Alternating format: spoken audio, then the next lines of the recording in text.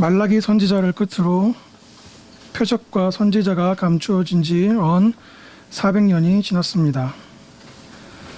언제까지 이 침묵과 어두움의 시간이 지속될는지 아무도 몰랐습니다. 시편 74편 9절 우리의 표적은 보이지 아니하며 선지자도 더 이상 없으며 이런 일이 얼마나 오래일는지 우리 중에 아는 자도 없도다. 보다 못해 자신이 메시아라고 말하면서 대중을 이끄는 자들이 간간히 나타나기도 했습니다. 대표적으로 BC 167년 헬라에 맞서 잠시나마 유대의 독립을 재건했던 유다 마카비를 그 예로 들 수 있습니다. 하지만 그의 메시아 운동은 채 한 세기를 채우지 못하고 로마에 의해 사장되었고 대신 친로마 성향의 헤롯 왕가가 이스라엘을 다스리게 되었습니다.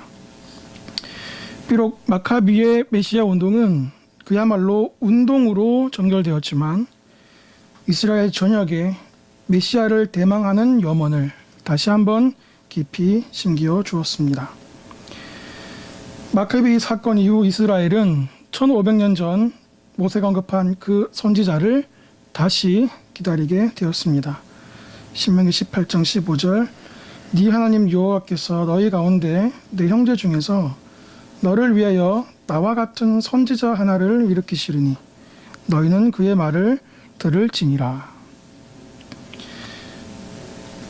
그때 광야에서 세례 요한이 이르렀습니다. 그의 날선 회개의 말씀과 독특한 세례라는 형식은 많은 사람들의 이목을 끌기에 충분했습니다. 세례 요한에 대한 소문은 이스라엘 전역에 급속히 퍼졌습니다. 마태복음 3장 5절 그때 예루살렘과 온 유대와 요단강 사방에서 다 그에게 나와 그토록 메시아를 기다렸던 이스라엘에게 마카비 이후 또다시 기회가 찾아온 듯 했습니다. 이윽고 이 소문은 서울인 예루살렘에까지 이르게 되었고 예루살렘 시민들은 한껏 들뜬 마음으로 이 소문의 진위를 알아보고자 대표단을 세례 요한에게 직접 보내게 됩니다. 본문 19절 유대인들이 예루살렘에서 제사장들과 레위인들을 요한에게 보내어 네가 누구냐 물을 때에 이 질문에 세례 요한은 자신은 엘리야도 그 선지자도 아니고 그리스도도 아니라라고 대답합니다. 무척 실망에 잠긴 이 대표단들은 세례 요한에게 다시 한번 묻게 됩니다. 22절 너는 내게 대하여 무엇이라 하느냐. 이에 세례 요한은 답합니다. 23절 나는 선지자 이사야의 말과 같이 주의 길을 곧게 하라고 광야에서 외치는 자의 소리로다. 우리는 이 세례 요한의 답변에서 몇 가지 교훈을 찾고자 합니다. 먼저 세례 요한은 왜 서울인 예루살렘 한복판에서가 아닌 광야에서 외쳤을까요? 왜 예루살렘이 아닌 광야일까요? 왜냐하면 광야에서 새로운 구원이 시작된다고 성경이 말하기 때문입니다. 이사야 40장 3절 외친 자의 소리여 이르되 너희는 광야에서 여호와의 길을 예비하라. 사막에서 우리 하나님의 대로를 평탄하게 하라. 호세아 2장 14절 그러므로 보라 내가 그를 타일러 거친 들로 데리고 가서 말로 위로하고 말씀으로 위로하고 거기서 비로소 그의 포도원을 그에게 주고 천국을 그에게 주고 이렇게 광야에서 새로운 구원이 시작된다는 사상은 유대인들에게 깊이 새겨져 있었습니다. 마태복음 24장 26절 그러면 사람들이 너에게 말하되 보라 그리스도가 광야에 있다 해도 나가지 말고 보라 골방에 있다 해도 믿지 말라. 유대인들은 그리스도가 광야에서 유한다는 사실을 잘 알고 있었기 때문에 예수님께서는 그 사실을 역이용하셔서 그리스도가 광야에 있다 해도 믿지 말라고 그 참뜻을 말씀하셨던 것입니다. 세례 요한이 예루살렘이 아닌 광야에서 외친 또 다른 이유는 어쩌면 광야가 진정한 예루살렘이라는 사실을 보여준다고 하겠습니다. 사실 광야는 성경의 가장 중요한 핵심 장소일 것 같습니다. 이스라엘은 광야에서 율법을 받았고 광야에서 하나님의 그 뜻과 어떠하심을 배웠으며 광야에서 이스라엘이 건국되었습니다. 바울은 다메섹 회심 이후 예루살렘으로 가지 않고 아라비아 광야로 먼저 갔습니다.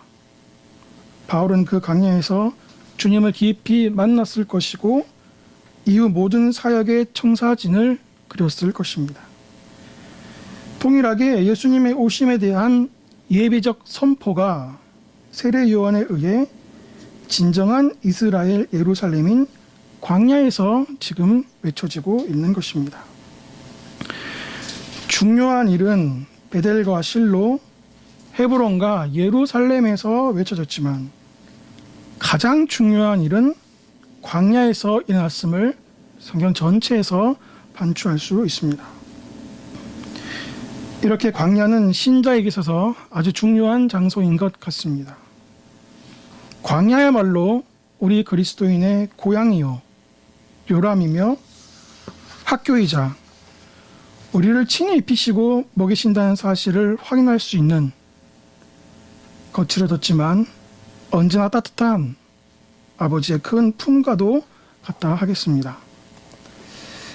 그럼 이러한 광야에서 세례 요한이 외쳤던 내용은 무엇일까요?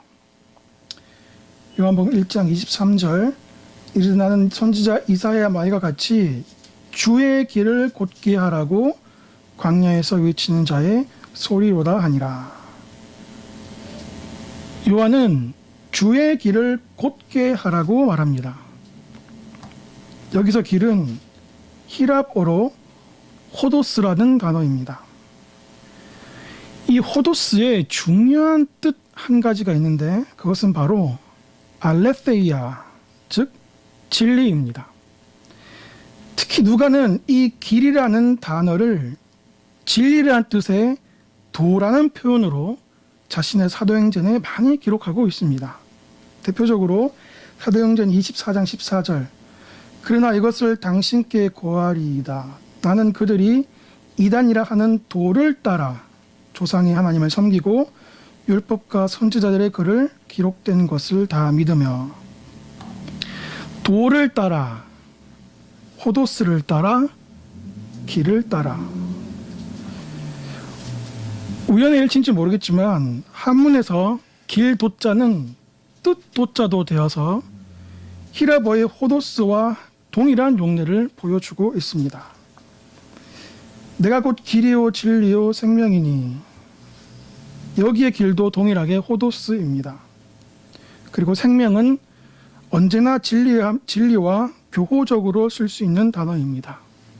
그래서 요한복음 14장 6절은 내가 진리요 진리이니라고 해도 무방할 것 같습니다. 단지 길과 진리와 생명이라 하실 때에 길은 좀 더 진리의 가마적 측면을 진리는 진리 그 자체의 본질을 생명은 좀 더 진리의 역동성을 부각시켜주는 것이 아닌가 묵상해 볼 수 있을 것 같습니다. 결국 세례 요한이 광야에서 외쳤던 메시지는 주의 길, 곧 주님의 진리였습니다. 우리가 익히 교훈 바와 같이 진리는 은혜를 태생적으로 포함하는 동전의 양면과 같은 개념입니다. 주님 안에서는 진리 없는 은혜와 은혜 없는 진리는 불가능합니다. 요한복음 1장 14절 말씀이 육신이 되어 우리 가운데 거하심에 우리가 그의 영광을 보니 아버지의 독생자의 영광이요 은혜와 진리가 충만하더라. 요한복음 1장 17절 율법은 모세로 말미암아 주어진 것이요 은혜와 진리는 예수 그리스도로 말미암아 온 것이라. 그렇게도 우리를 사랑하시니 그렇게도 회초리를 드시는 것입니다. 그렇게나 회초리를 드시면 그렇게나 우리를 사랑하시기 때문입니다.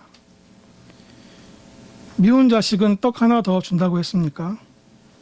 반대로 세례 요한은 자신의 조국을 사랑했기에 자신의 조국 이스라엘이 주의 길을 예비하도록 하기 위해 자신의 조국 이스라엘이 주님의 은혜를 받게 하기 위해 먼저 주님의 진리를 선포했습니다. 마태복음 3장 8절 그러므로 회개에 합당한 열매를 맺고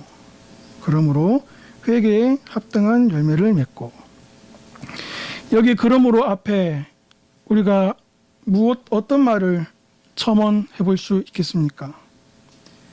너희를 사랑하시니 그러므로 회개에 합당한 열매를 맺고 은혜를 주려 하시니 그러므로 진리로 내 마음을 찢고 라고 첨언해서 환원해 볼 수 있을 것 같습니다. 지금 우리는 유대인들에 의해 보내어진 대표자들이 세례 요한과 대화하는 현장 가운데 있으며 세례 요한의 답변 주의 길을 곱게 하여 광야에 외치는 자의 소리 중에 광야와 주의 길에 대한 의미에 대해서 살펴보고 있습니다. 이제 우리는 이 대표단들의 본래 질문, 즉 너는 네게 대하여 무엇이라 하느냐에 대한 세례 요한의 답을 들어보겠습니다. 23절 이르되 나는 선지자 이사야의 말과 같이 주의 길을 곧게 하라고 광야에서 외치는 자의 소리로다 하니 에고포네 나는 소리다. 너는 내게 대하여 무엇이라 하느냐? 나는 소리이다.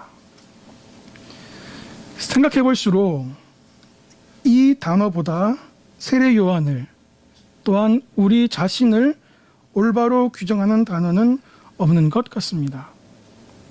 소리의 특징이 무엇입니까? 상대방에게 일정한 정보를 전달해 준 뒤 자신은 바람처럼 자신의 위치를 보이지 않고 사라지는 것이 바로 소리입니다. 성경은 많은 곳에서 우리 존재의 존재됨을 규정할 때에 우리는 일정한 정보를 전달해야 하는 자들로 성경은 많이 묘사하고 있습니다. 고린도후서 2장 15절 우리는 구원받는 자들에게나 망하는 자들에게나 하나님 앞에서 그리스도의 향기니. 고린도전서 3장 2절 고린도후서 3장 2절 너희는 우리의 편지라 우리 마음에 썼고 무 사람이 알고 읽는 바라. 베드로전서 2장 9절 그러나 너희는 택하신 족속이여 왕같은 제사장들이여 거룩한 나라요 그의 소유가 된 백성이니 이는 너희를 어두운 데서 불러내어 그의 기이한 빛에 들어가게 하시니 아름다운 덕을 선포하게 하려 하심이라. 금방 읽은 베드로전서 2장 9절 말씀의 주 동사가 맨 마지막 너희는 이러한 자인데 이는 에판겔로 복음을 전하기 위함이다 라고 성경은 특정해서 말하고 있습니다. 왜 우리는 그리스도의 향기일까요? 왜 우리는 그리스도의 편지일까요? 왜 우리는 복음 전도자일까요? 그리스도의 향기로, 그리스도의 편지로, 복음 전도자로 하나님의 나라가 확장되기 때문입니다. 이들로 말미암아 하나님의 뜻이 이 땅에 이루어지기 때문입니다. 고린도전서 1장 21절 하나님의 지혜에 있어서는 이 세상이 자기 지혜로 하나님을 알지 못하므로 하나님께서 전도에 미련한 것으로 믿는 자들을 구원하시기를 기뻐하셨도다.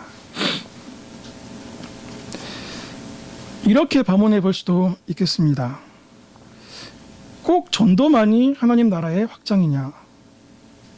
과학기술의 발전, 높은 삶의 질, 정의와 평등 사회의 구현, 개발도상국들의 원조와 구호, 이런 것들도 하나님 나라 확장으로 취해야 하지 않을까? 그렇습니다. 이런 것들도 광의적으로 하나님 나라 확장이라 할 수 있습니다. 하지만 이 모든 것들은 누구를 위한 것입니까? 사람을 위한 것입니다. 그 인간이 창조주와 구속주를 알지 못하는데 과연 그 인간을 위한 삶의 컨디셔널한 것들이 아무리 진보한다 한들 그것이 진정한 웰빙이며 행복이고 생명일 수 있을까요? 하나님 나라의 확장은 본질적으로 1차적으로 인격적 확장에 있습니다. 사람이 복음을 듣고 사람이 변화를 받아 그 사람이 다시 복음을 전하는 방식으로 하나님의 나라는 확장하게 되는 것이죠. 그래서 하나님께서는 세상의 지혜인 과학기술로 정의와 평등사회 구현으로 구호와 원조로 사람을 구하지 않으시고 전도에 미련한 것으로 믿는 자들을 구원하시기를 기뻐하시는 것입니다. 구원의 역사는 이 미련한 소리의 역사라고 해도 과언이 아닐 것입니다.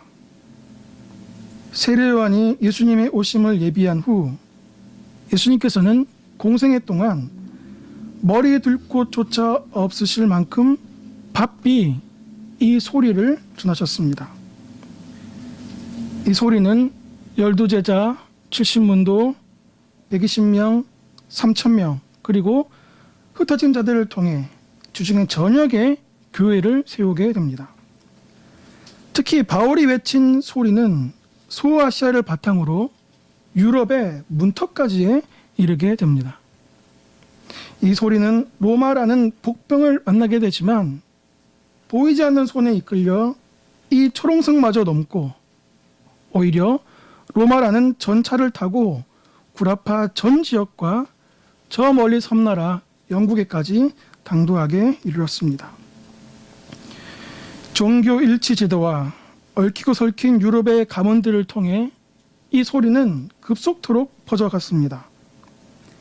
15, 16세기 대항해 시대를 맞이해서 강대국 포르투갈과 에스파냐 같은 나라들이 새로운 항로를 통해 신대륙을 정복해 갈 때 이 복음의 소리도 함께 운반되어져 갔습니다. 특히 영국의 청교도들은 종교의 자유를 찾아 신대륙 아메리카에서 이 소리에 기초한 나라를 건국하기에 이릅니다.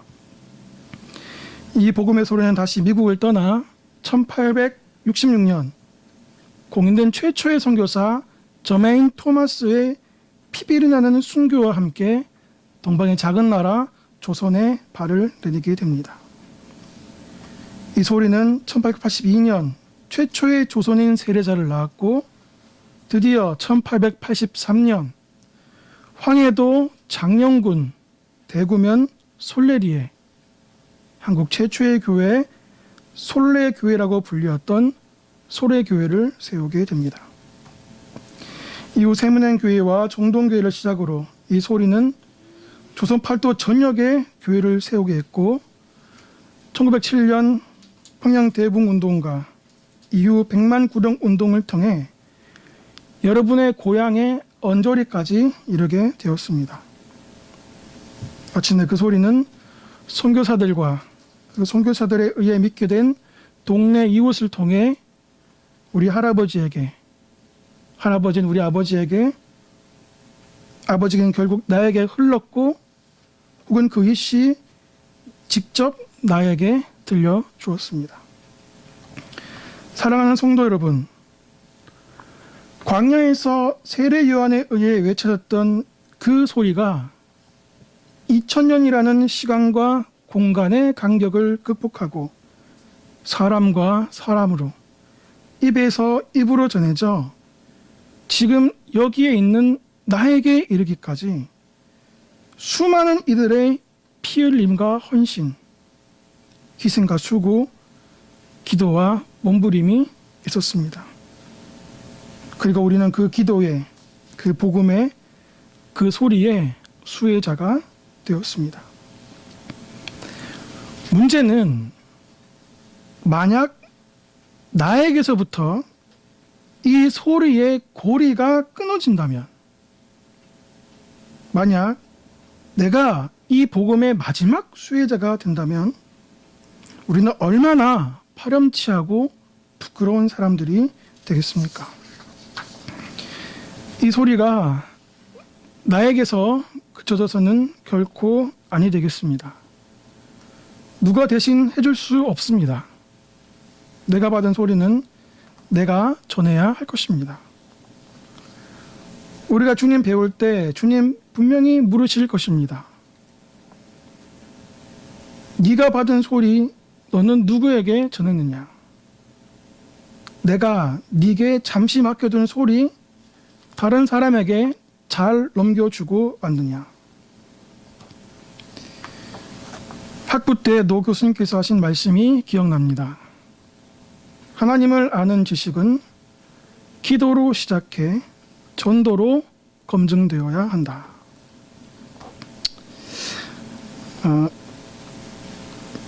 몇 주 전에 우리 교회에 두 자매님께서 오셨죠. 너무 반갑고 감사했습니다. 동시에 그 두 자매님을 인도하신 자매님을 보면서 참 부럽다 하는 생각을 개인적으로 했습니다. 제가 그 자매님을 보고 부럽다 한 이유가 다니엘서 2장 13절에 있습니다. 우리 다시 한번 찾아볼까요? 다니엘서 12장 3절.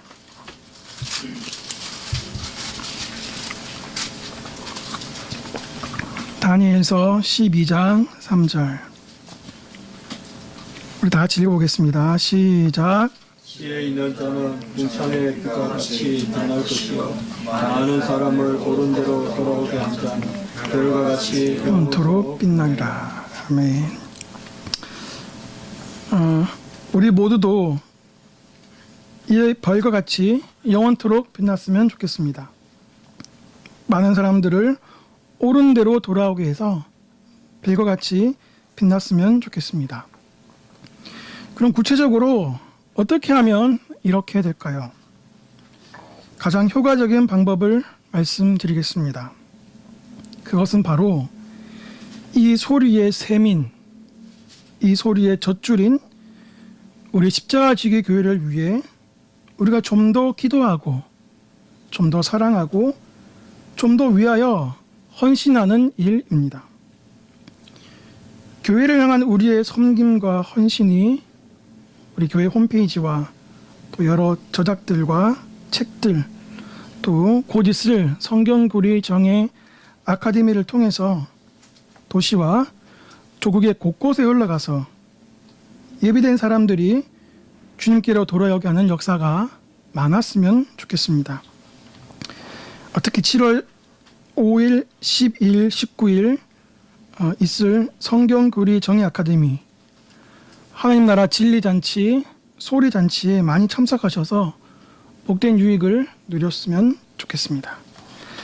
말씀을 정리하겠습니다. 오늘 우리는 너는 네게 대하여 무엇이라 하느냐라고 물은 유대인들의 질문에 나는 소리다 라고 답한 세례 요한의 일생에 대해 상고해 보았습니다. 그 소리는 광야에서 외쳐졌습니다.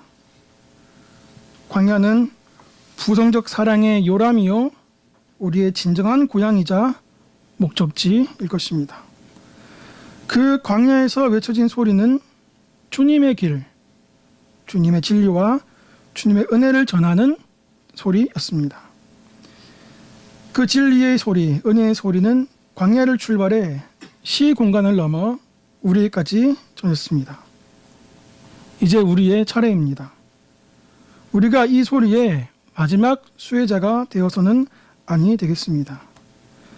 어떠한 방식이든 어제가 아니었으면 오늘, 오늘이 아니면 내일이라도 우리는 이 소리가 되어야 하겠습니다. 같이 기도하겠습니다. 고마우신 주님, 주님께서 지금 우리에게 나는 내게 무엇이라 하느냐라고 물으실 때에 주님 저는 소리입니다 라고 대답할 수 있는 우리 모든 십자가지기 성도들 되게 하여 주시옵소서. 이를 위해 십자가지기를 세워주셨으니 감사를 드립니다. 무명 하나 유명하게, 죽은 듯 하나 살아있게, 약 하나 강하게 우리 교회를 써주시옵소서. 사람들이 보기에는 너무나 불편하고 부족하며 약하며 너무나 부족한 모자란 점이 많은 저희들입니다. 하지만 우리의 모습을 보지 마시고 우리 안에 심어둔 주님의 것을 찾으셔서 그것으로 주님의 일들을 감당하여 주시옵소서. 사랑하는 담임 목사님 붙잡아 주시옵시고 살아가시는 모든 일들 가운데 하나님 함께 하셔서 많은 사람들이 그 사역 가운데 하나님이 함께 하심을 알게 하여 주시옵소서. 감사하며 예수님의 이름으로 기도합니다.